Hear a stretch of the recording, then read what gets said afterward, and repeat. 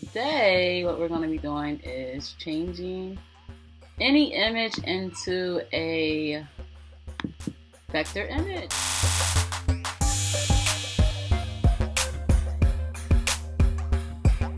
Hey guys, welcome to Just 5 Visuals. I am so excited about today because I've been wanting to do this for a very long time. I finally have the house quiet, so we're going to get through this. What I'm going to be showing you today is the first of a long series of how to DIY, let's do-it-yourself tutorials on how to do all types of things that surrounds crafting and branding or whatnot. So today what we're going to be doing is changing any image into a vector image. And why is that important? That is so important because if you want to get a t-shirt designed, anything like t-shirt design, you want to have a picture blown up to use on a wall for decor.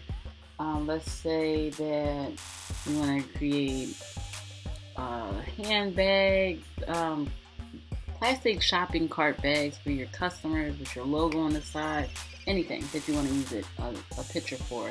You want to vectorize it first. So today that's what we're going to do. And the first thing I'm doing is simply opening up. Maybe I'll go back and show you guys. I'm going to go to File, Open, and we're looking for a picture. So I have a picture here. It's the Glen Island Ravens logo. I'm going to use this picture. I'm curious to see if it's going to clear up the picture some because it is a little blurry. You see how it looks a little blurry? I'm not sure if that's something I did. I was editing the picture originally. But like I said, we're going to go ahead and vectorize this picture today. So the first thing we want to do is, first of all, not be in the text editor. We want to make sure that we have the selection tool selected. And you want to click on your image and go over to Image Trace. Click on Image Trace, and right here what it's asking you is how do you want to trace this image. So if you want a color image, you want to go and see how many colors you see on your image. So here we have yellow, white, purple, and black. So that's about 4 different colors. There's not an option for 4 here, but I'll show you the workaround. I'll show you how to work around that. So I want to select 6, just so I can show you what I mean. And it's going to do its magic. And so if you guys don't, while we're waiting for that, if you guys don't know who the Glen Island Ravens are, the best Little League football league in Richmond, Virginia. That's the only, well, yeah, I'm not even going to get into that, but they are awesome. So it looks kind of funky, right? But that's okay. You click this button here, and what we're going to do is change this down. I think we have 4 colors, right? So we'll change this down to 4 colors. And watch it work its magic. Don't be afraid to play around in Illustrator. I know it seems very intimidating, all these different options, different words, you don't know what they mean, especially if you're a beginner. But just play around with stuff. You always can hit Control Z if you make a mistake and you want to go back. Alright, so what I'm doing right now is changing it down to 2 colors.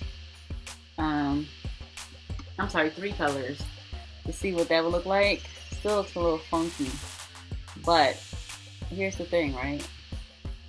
I want to, the picture is just horrible from the beginning, I believe. So I'm going to show you guys how to make this into a black and white logo, which is really good if you want to do 1 layer tracing. Okay, let me use regular terms.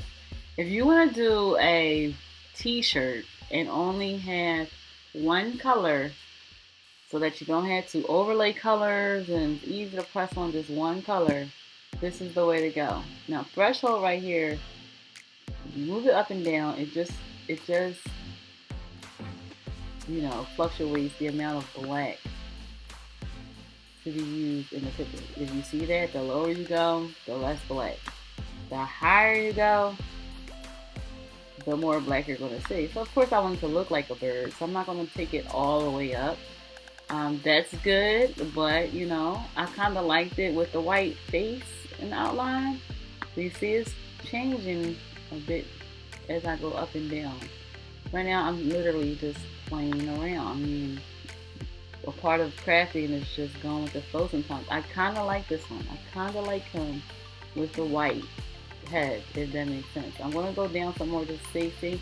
Go down too far, you lose it. So I don't even remember what number I was on, but it was somewhere around 32, I believe. 32 looks good, but I also like 52 with the black. I don't know. I'll just stick it here so we can get this moving. But let's do the 41. 41 has a little more extra black than the 32 had, so you kind of get best of both worlds with the black and white. I think we're going to leave it here, guys. It looks good. So the next thing that we're going to want to do is to make this into a vector.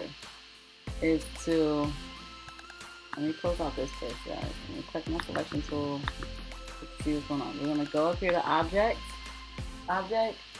and go back down to Illustrate, but this time what we're going to hit is Expand. Bam.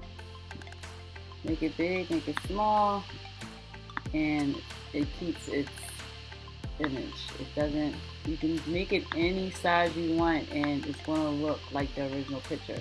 So that's the reason why we do vector, because if you were to take a regular picture that you download off the internet and try to scale it up and down like this, you're going to lose pixelations and it's going to be blurry. That's why a lot of people have pictures that don't look professional. They're not vectorized, that's all that is. Now the last step that we want to do though is we want to remove the white, so that the white background, so that it's a just, so we don't have this white background basically, so that it's just the image, and then when we go to put it on flyers or whatnot, you just have this image and you don't have this white background. So I'll show you how to do that. You want to take the magic wand. Where's the magic wand? And I'm still fairly new to this myself, so you know, sometimes you'll see me maneuvering around the machine and looks like I don't know what I'm doing. Guess what? It's because I don't know what I'm doing. And I just say that to say, you know, don't let anything stop you from doing what you want to do. If it's something that you want to do and you're not sure how to do it, play around with it. That doesn't help, then you know, go on a YouTube video and watch a how-to tutorial like this. I need a how-to tutorial on how to grab the back. Like, I do this all the time, and it's really hard because when you're trying to explain something to somebody, it's like normally secondhand nature to do these things, but you know, anyway, so I'm trying to see if this is gonna give me all the white. It did it. So it got me all the white. I deleted the white. So the tool that I use to delete the white, see guys, I'm learning too. I use the group selection tool, so it grouped up everything that I was touching. So I was touching the white, and it grouped all of that. Now you see that we can move literally the items that are, I shouldn't have put that on the white background because we won't be able to see it. And I'm doing these things, guys, because these are things that you think about, and this will happen to you while you're trying to create vectors, and you're like, what in the world is happening? Now remember, you can hit Control V as many times you want to go back a step, right?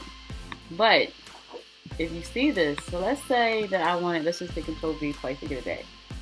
So let's say I wanted to change the color of this. I have in a black and white image, so that's why it's probably not letting me choose a brighter color. And again, I am just learning as well.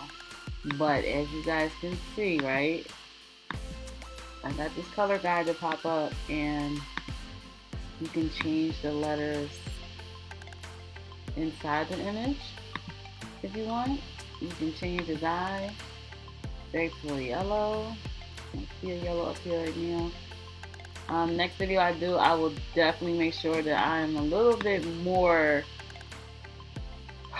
what do you call it, knowledgeable about what I'm doing. Okay, but we're not going to worry about that right now. The basic lesson I'm going to teach you guys in this tutorial is how to vectorize the image.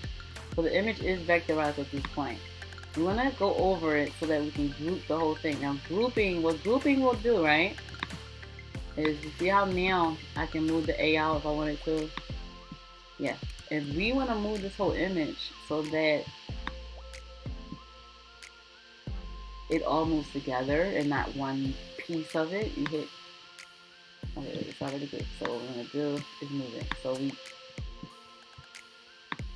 covered it all like this, and then you move it like that. Now, if you don't have it all covered, it's just going to move the piece that you have, right? But in the meantime, I think I want my A's to stay white. Just gonna go back a few steps, and all I did just now was hit Control Z, like zebra, a couple of times.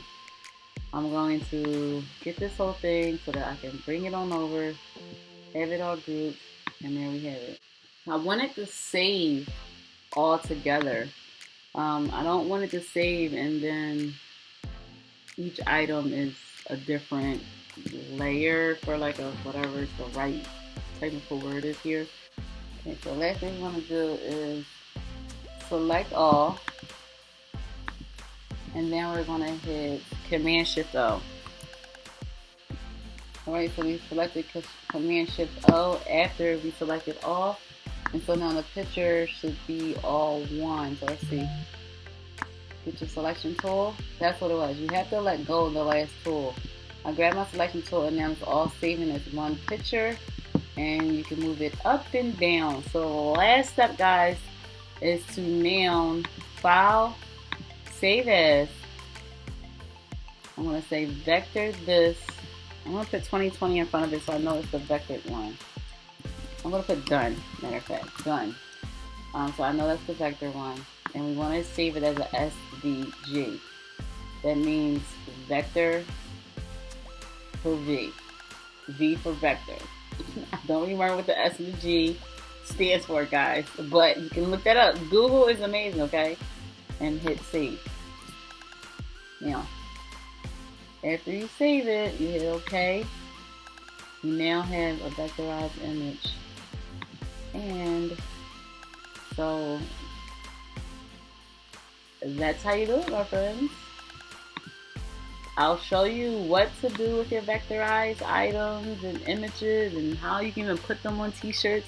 You drop a comment below and let me know what it is that you're looking for. I will be sure to do that. But this was a lot of fun. It gets to something that when I first got started into graphics and designing and working with machines to make t-shirts or whatnot, I did not know how to vectorize the item. I thought it was like the hardest thing in the world.